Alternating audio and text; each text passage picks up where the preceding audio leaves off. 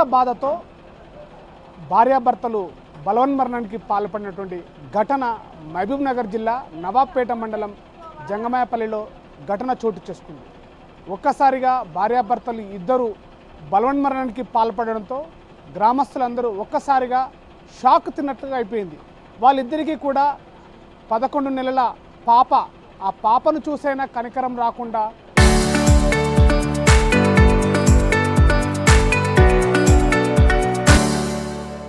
ఇద్దరు బలవన్మరణానికి పాల్పడడంతో ఒక్కసారిగా విషాద ఛాయలనుకున్నాయి.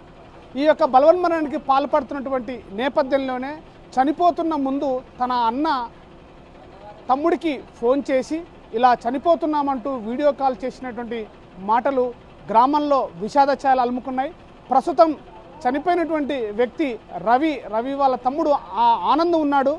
ఆనంద్ ప్రస్తుతం మనతో అందుబాటులో ఉన్నాడు. ఆనంద్తో మాట్లాడి మరిన్ని విషయాలు తెలుసుకునే ప్రయత్నం చేద్దాం.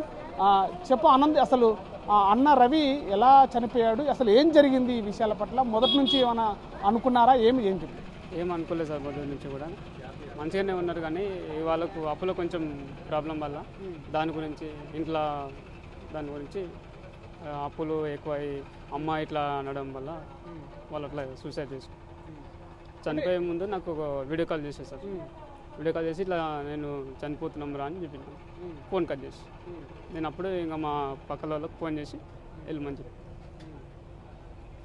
అంటే మీ అన్నకు ఎన్ని రోజుల క్రితం పెళ్ళి అయింది, వివాహం అయింది, పాప తర్వాత ఎంత అప్పు ఉండదు మీకు? మాకు అంటే ఒక 2 లక్షల పైన ఉంటుంది సార్ అప్పు. కొత్తగా ఆవులు తెచ్చిండు మళ్ళీ అన్న. ఇంకా పర్సనల్గా ఏం చేసిండో తెలియదు మనకు, ఎవరికి ఎంత ఉందో తెలియదు. 2 లక్షలు అయితే నాకు తెలిసిన వాళ్ళు ఉన్నారు, వాళ్ళకి 2 లక్షలు ఉన్నాయి. అంటే ఈ ఆత్మహత్య చేసుకునే కన్నా ముందు మీతోటి ఏమైనా చెప్పారా? ఇట్లా అప్పులు ఉన్నాయి, దీని ఒత్తిడి ఎక్కువైపోతుందని ఏమైనా చెప్పారా? అప్పుల గురించి ఏం చెప్పారు, అమ్మతో చెప్పారు నాతో. అదే అప్పులు ఇట్లా ఉన్నాయి, అదని అప్పులు ఎందుకు చూసి చేసుకోవాలి కదా అని అమ్మాయి ఇట్లా చెప్పడం వల్ల ఇంకా అట్లా అన్నది. అంటే చనిపోయే ముందల నీతో కానీ అమ్మతో కానీ మాట్లాడినటువంటి ఏమైనా ఉన్నాయా? ఏమైనా చెప్పాడా? నాకేం చెప్పలేదు, ఏం చెప్పలేదు. అంటే ఇంట్లో కొద్దిగా అప్పులు కాకుండా ఇంట్లో అమ్మ కూడా మందలిచ్చినట్లుగా ఏదో గొడవ పడ్డారు, అందువల్లనే మనస్తాపం చెందారని చెప్తున్నారు. ఏం లేదు సార్, అమ్మ కరెక్టే చెప్పింది. ఇట్లా చేసుకోవద్దు, అట్లా ఉండాలి, మంచిగా ఉండాలని చెప్పింది. ఇంకా ఆయన ఏమనుకుంటో తెలియదు. అంటే వీళ్ళిద్దరు ఏమన్నా కొట్లాడుకునేటువంటి వాగ్వాదాలు చేసుకునేటుందా? భార్యాభర్తల మధ్యలో ఏమైనా ఉన్నదా? నేను లేకున్నా కదా సార్, హైదరాబాద్లో ఉంటే మనకు అంతా తెలియలేదు. వాళ్ళు ఈ మంచి ప్రశ్న అంతకుముందు మంచిగానే ఉన్నారు సార్ వాళ్ళు. ఇప్పుడు ఈ మధ్యలో ఏమైందో కూడా నేను కరెక్ట్ ఫోన్ కూడా మాట్లాడలేదు. అంటే వీడియో కాల్ చేసిన తర్వాత మీతో ఏం మాట్లాడాడు మీ అన్న? వీడియో కాల్ చేశాడు, ఫోన్ చేసి నేను చూసేసరికి మెడకు ఇట్లా తాళం వేసుకొని ఉన్నారు. ఇక నేను 1 నిమిషం మాకు ఫోన్ చేస్తున్నా అని చెప్పి ఫోన్ కట్ చేసాను. నేను వేరే వాళ్ళకి ఫోన్ చేసే కల్లా వచ్చేది కదా వద్ద చనిపోయింది, అన్న అట్లా ఉన్నాడు, అన్నని కొంచెం రక్షించింది కదా చేశారు.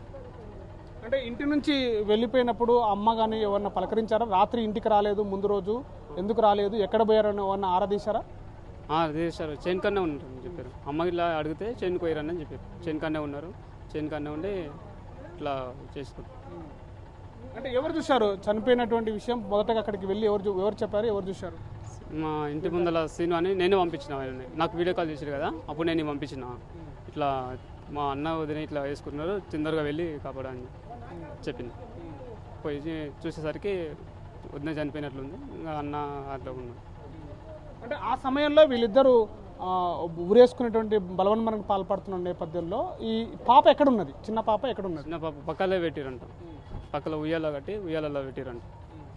అది నాకు అనిపించలేదు, నాకు చెప్తారు.